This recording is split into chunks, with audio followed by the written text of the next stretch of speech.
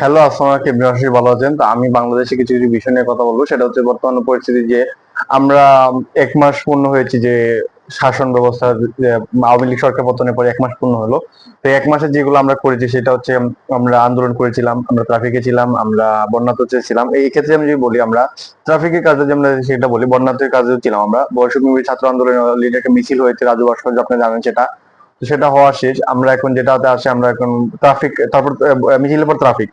Traffic আসার পর যেটা হচ্ছে, আমাদেরকে অনেক সময় অনেক ড্রেস দিয়েছে। আমি এটা দেখ, আমি এটা খুব যত্ন সহকারে রেখেছি। এই যে ড্রেস সবগুলো এখন আছে, ড্রেস এগুলো সব বাসি যা আছে সবকিছু এখন সরঞ্জাম এখন আমাদের মধ্যে আছে।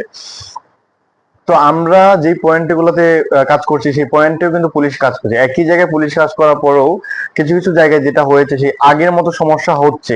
বাসগুলো নির্দিষ্ট গতি মেনে চলছে না, বাসগুলো অবৈধ জায়গায় গাড়ি দাঁড়াচ্ছে, অবৈধ যাত্রী ওঠাচ্ছে, যেটা ঝুঁকিপূর্ণ। দুইজন